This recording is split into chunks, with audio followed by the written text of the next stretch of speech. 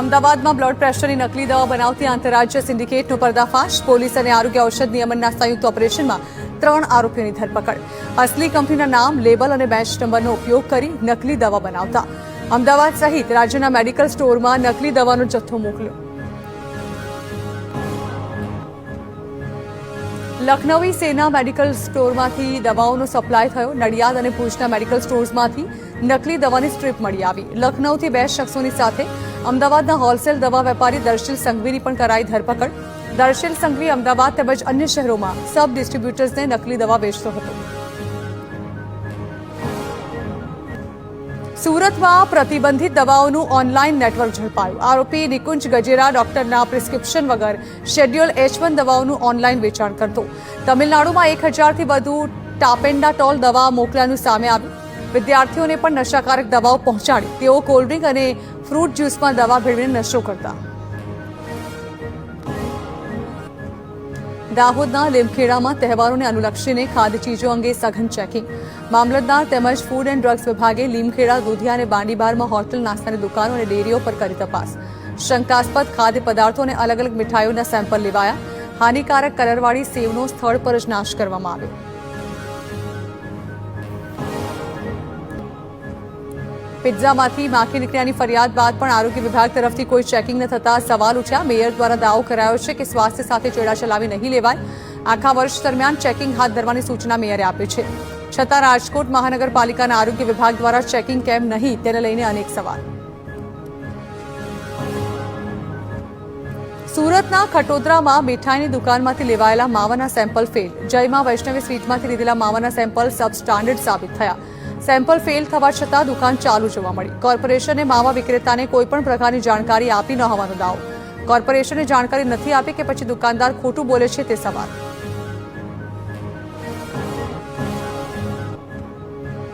બોટાદ સ્વામિનારાયણ મંદિરમાં કરી ચોરી. રાત્રે 11 વાગ્યાની આસપાસ 3 થી 4 શખ્સો મંદિરમાં ઘૂસ્યા. તસ્કરોએ ગર્ભગૃહનો દરવાજો તોડીને અંદર પ્રવેશ કર્યો. સ્વામીજી અને હરિભક્તને રૂમમાં બહારથી બંધ કરી દીધા. મંદિરના રસોઈયાના 45,000 રોકડા અને 3 જોડી કપડાની ચોરી કરી. ચોરોને ઝડપી કાયદેસરની કાર્યવાહી કરવામાં આવી. અમદાવાદના વિરાટનગર વિસ્તારમાં તસ્કરે તરખાટ મચાવ્યો. પેટ્રોલ પંપમાં મોડી રાત્રે લાખોની ચોરી કરી શખ્સ ફરાર થયો. બ્રિજના છેડે આવેલા ભારત પેટ્રોલિયમ પંપ પર 3 લાખથી વધુની રોકડની ચોરીને અંજામ આપ્યો. સમગ્ર મામલે નિકોલ પોલીસે સીસીટીવીના આધારે હાથ ધરી તપાસ. અમરેલી શહેરના અંબિકાનગર વિસ્તાર સુધી દીપડો આવી ચડતા રહીશોમાં દહેશત. છેલ્લા 2 થી 3 દિવસથી અંબિકાનગરમાં દીપડાના આંટાફેરા. અમૃતધારા સોસાયટીમાં દીપડો સીસીટીવીમાં કેમેરામાં કેદ થયો. જેસિંગપરા વિસ્તારમાં પણ દીપડાએ રેખા દીધી. દીપડાની લટારથી સ્થાનિકોમાં ભયનો માહોલ. બનાસ ડેરીએ 3 જિલ્લાના પશુપાલકોને ખુશ કર્યા. પશુપાલકોને ₹2239 કરોડથી વધુનો દૂધ ભાવફેર ચૂકવાશે. ગત વર્ષ કરતાં 108 કરોડ રૂપિયા એટલે કે 18.4% વધુ ભાવફેર જાહેર. પશુપાલકોના ખાતામાં કરોડો રૂપિયાનો ભાવફેર જમા થશે. બનાસકાંઠામાં છેલ્લા 15 દિવસથી વરસાદે વિરામ લેતા ખેડૂતો કૃષિ પાક માટે ચિંતામાં મુકાયા. મગફળી અને જુવાર સહિતના ખરીફ પાકને વરસાદની જરૂર છે. ત્યારે વરસાદ ન આવે તો ખેતરોમાં લહેરાતા પાકને નુકસાન થઈ શકે. તેની ઉત્પાદન પર પણ સીધી અસર થવાની ભીતિ ખેડૂતોએ વ્યક્ત કરી. સાથે સરકાર પાસે સિંચાઈ માટે પૂરતી અને નિયમિત વીજળી આપવા માંગ કરી. મહેસાણામાં વરસાદ ખેંચાતા સરકાર ખેડૂતોની વહારે આવી. પાક બચાવવા બહુચરાજીની બોલેરા શાખાની મુખ્ય નર્મદા કેનાલમાં પાણી છોડાયું. તેનાથી સ્થાનિક ખેડૂતોને મોટી રાહત મળશે. તેમજ વરસાદના અભાવે સુકાઈ રહેલા ચોમાસુ પાક નિષ્ફળ જતા બચશે. જામનગરમાં ખેડૂતોને ટ્રાન્સમિશન લાઇનના વળતર ચૂકવણી મામલે કલેક્ટરની અધ્યક્ષતામાં માર્કેટ રેટ કમિટીની બેઠક મળી. જંત્રીના બદલે પારદર્શક પદ્ધતિથી બજાર ભાવ આધારિત વળતર નક્કી કરાયું. હવે ખેડૂતોને 300 થી 600 ગણું વધારે વળતર મળશે. કાનવીરડીમાં 4.38 લાખના બદલે 24.33 લાખ વળતર ચૂકવાશે. મોરબીના ટંકારામાં ટેકાના ભાવે ઘઉં ખરીદીમાં કૌભાંડ થયાની રજૂઆત. ઓટાળા ગામના ખેડૂતે 4150 કિલો ઘઉં વેચ્યા બાદ બેંક ખાતામાં પૈસા જમા ન થયાનો આક્ષેપ. ગોડાઉન સ્ટાફે ખેડૂતને પાક્કું બિલ ન આપતા ખેડૂતે પૈસા ન મળ્યા. ભારતીય કિસાન સંઘે ગુજરાત રાજ્ય નાગરિક પુરવઠા નિગમને પત્ર લખીને જવાબદાર અધિકારીઓ સામે કાર્યવાહીની માંગ કરી. વડોદરાના રબોઈમાં સ્વાઇન ફ્લૂનો કેસ નોંધાયો. યુવકનો સ્વાઇન ફ્લૂનો રિપોર્ટ પોઝિટિવ આવતા ગોત્રી ખાતે સરકારી હોસ્પિટલમાં દાખલ કરાયો. તો અસરગ્રસ્ત વિસ્તારમાં 50 જેટલા વ્યક્તિઓના રિપોર્ટ કરાયા. અસરગ્રસ્ત વિસ્તારમાં તમામના રિપોર્ટ નેગેટિવ આવ્યા. ખાંડના ભાવ વધારા અંગે શુગર ફેડરેશને મોટું નિવેદન આપ્યું. કહ્યું કે દેશમાં ખાંડની કોઈ અછત નથી. બજારમાં કૃત્રિમ અછત ઊભી કરાઈ. ગોડાઉનમાં હાલ 18 લાખ ક્વિન્ટલ કરતાં વધુ ખાંડનો જથ્થો ઉપલબ્ધ હોવાનું જણાવ્યું. તેમજ ઇથેનોલ માટે સીધો શેરડીનો ઉપયોગ ન થતો હોવાનું જણાવ્યું. ખાંડ બનાવ્યા બાદ નીકળતા મોલાસીસમાંથી ઇથેનોલનું ઉત્પાદન થતું હોવાની જાણકારી આપી. અમદાવાદમાં બીઆરટીએસ કોરિડોરમાં લગાવાયેલા સ્વિંગ ગેટ કેટલાક સ્થળે ખરાબ હાલતમાં. સ્વિંગ ગેટની જાળવણી બાબતે સ્ટેન્ડિંગ કમિટીની બેઠકમાં ચર્ચા થઈ. સ્ટેન્ડિંગ કમિટી ચેરમેને તમામ ખામીયુક્ત ગેટને તાત્કાલિક રિપેર કરવા સૂચના આપી. માત્ર બીઆરટીએસ બસ અને ઇમરજન્સી વાહનો માટે જ ખુલતા સ્વિંગ ગેટ કેટલીક જગ્યાએ તૂટેલા હોવાથી અન્ય વાહન ચાલકો પણ થાય છે પસાર. ગુજરાત યુનિવર્સિટીના પૂર્વ કુલપતિ નિર્જા ગુપ્તાનું પોતાના પર લાગેલા આરોપો પર નિવેદન. ભ્રષ્ટાચારના આરોપો ફગાવતા કહ્યું કે વ્યક્તિગત સ્વાર્થ માટે બદનામ કરવાનો પ્રયાસ થયો. 40 કરોડનો પ્રોજેક્ટ મંજૂર થયો પરંતુ ટ્રાન્ઝેક્શન ન થયાનો દાવો કર્યો. નિર્જા ગુપ્તાએ ભ્રષ્ટાચાર કર્યાના આરોપ સાથે એનએસયુઆઈ અને યુથ કોંગ્રેસે વિરોધ કર્યો હતો. પીએમજેવીકે પ્રોજેક્ટ હેઠળ ગુજરાત યુનિવર્સિટીને 40 કરોડની ગ્રાન્ટ મળી હતી, જેમાં નિર્જા ગુપ્તાએ હોદ્દાનો દુરુપયોગ કરી પોતાને પ્રિન્સિપાલ ઇન્વેસ્ટિગેટર બનાવ્યા. 2 હોદ્દાનો પગાર મેળવ્યાનો પણ હતો આક્ષેપ. તે મામલે નિર્જા ગુપ્તાએ જણાવ્યું કે તમામ યુનિવર્સિટીના કુલપતિઓ દેશના હિત માટે પેઇડ રિસર્ચ કરી શકે છે. નિર્જા ગુપ્તાએ તપાસની પારદર્શકતા અંગે પણ સવાલ કર્યો. કહ્યું કે તપાસ સમિતિમાં 2 ઇસી સભ્ય મારાથી અસંતુષ્ટ છે. અગાઉ તેમના નિર્ણયોથી હાલની સમિતિના 2 સભ્યોને સંતોષ ન હોવાનું જણાવ્યું. નિર્જા ગુપ્તાએ ઉચ્ચ શિક્ષણ મંત્રાલય પાસેથી પારદર્શક તપાસ કરાવવાની માંગ કરી.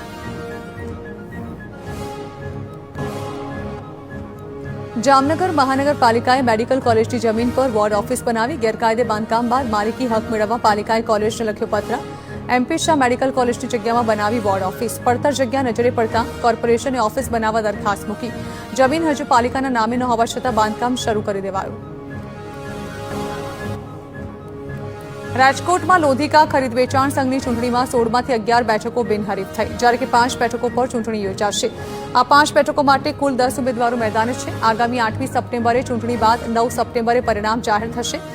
રસપ્રદ બનેલી આ ચૂંટણીમાં કોણ વિજેતા થશે તેના પર સૌની નજર છે. પોરબંદર મહાનગરપાલિકાના વહીવટી અધિકારીએ અચાનક આપ્યું રાજીનામું. ઉચ્ચ અધિકારીઓ ત્રાસ આપતા હોવાના આક્ષેપ સાથે પ્રદીપ થાનકીએ રાજીનામું આપી દીધું. બીમારીના કારણે છેલ્લા કેટલાક દિવસથી રજા પર હતા પ્રદીપ થાનકીએ રાજીનામા મુદ્દે ગુજરાત હાઈકોર્ટમાં લડત લડવાની ચીમકી ઉચ્ચારી.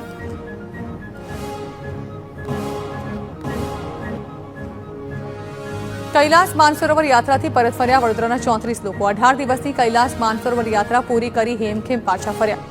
નેપાળની ઘટનાથી યાત્રાળુઓ અત્યંત આઘાતમાં આવી ગયા. સ્થિતિ વર્ણવતા લોકોની આંખો ભીની થઈ. પ્રવાસીઓને મદદ કરનાર શેરપાઓ તેમજ ગાઈડ ગુમ.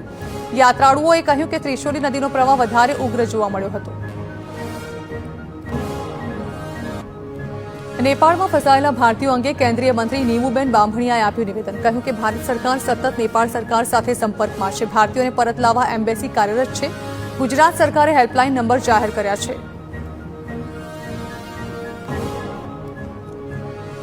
નવસારીમાં પીએમ મોદી 8 સપ્ટેમ્બરે દેશના સૌથી હાઈટેક અને કોર્પોરેટ શૈલીના જિલ્લા ભાજપ કાર્યાલય નમો કમલમનું લોકાર્પણ કરશે. ગ્રીડ હાઈવે નજીક 40,000 સ્ક્વેર ફૂટમાં 10 કરોડથી વધુના ખર્ચે બનેલું છે ભાજપ કાર્યાલય, જેમાં એઆઈ ટેકનોલોજી, વિશાળ ઓડિટોરિયમ, કોન્ફરન્સ હોલ સહિતની છે વ્યવસ્થાઓ. મુખ્યપ્રધાન ભૂપેન્દ્ર પટેલ અમેરિકા અને કેનેડાનો પ્રવાસ પૂર્ણ કરી પરત ફર્યા. ગુજરાતમાં વૈશ્વિક રોકાણને આકર્ષવાનો પ્રવાસનો મુખ્ય ઉદ્દેશ હતો. મુખ્યપ્રધાને જણાવ્યું કે આગામી વાયબ્રન્ટ સમિટમાં વિશ્વની અનેક કંપની હિસ્સો લઈ રોકાણ કરશે. વિશ્વના રોકાણકારોને ગુજરાતમાં આવીને ઉદ્યોગો સ્થાપવા અને વિકાસમાં ભાગીદાર બનવા આહવાન કર્યું. અમેરિકાના પ્રવાસેથી પરત ફર્યા બાદ સીએમ ભૂપેન્દ્ર પટેલ શરૂ કરી બેઠકો. સુઝુકી મોટર્સના પ્રતિનિધિમંડળ સાથે મુખ્યમંત્રીએ કરી ચર્ચા. ગુજરાતમાં વધુ રોકાણ માટે સુઝુકી મોટર્સે ઉત્સુકતા દર્શાવી. હાંસલપુર ખાતેના હાલના પ્લાન્ટનું 4થું યુનિટ કાર્યરત થયું. નવા પ્લાન્ટમાં સુઝુકી દર વર્ષે 10 લાખ કારનું ઉત્પાદન કરશે. ઓસામુ સુઝુકીની સ્મૃતિમાં અત્યાધુનિક સ્કિલ સેન્ટર પણ શરૂ કરવા વિચારણા. સોમનાથમાં આસામના સીએમ હિમંતા બિસ્વા શર્માએ પરિવાર સાથે દર્શન કર્યા. સાથે તેઓએ જેનઝી આંદોલન મુદ્દે પણ કોંગ્રેસ પર કટાક્ષ કર્યા. કહ્યું કે આપણે ત્યાં જેનઝી કલ્ચર નથી, આ વિદેશી કલ્ચર છે. આપણે પારિવારિક ભાવનામાં માનીએ છીએ. વધુમાં ઉમેર્યું કે કોંગ્રેસને કારણે દેશની મહિલાઓને સમાન અધિકાર નથી મળતો, તેથી મહિલાઓએ કોંગ્રેસનો બહિષ્કાર કરવો જોઈએ.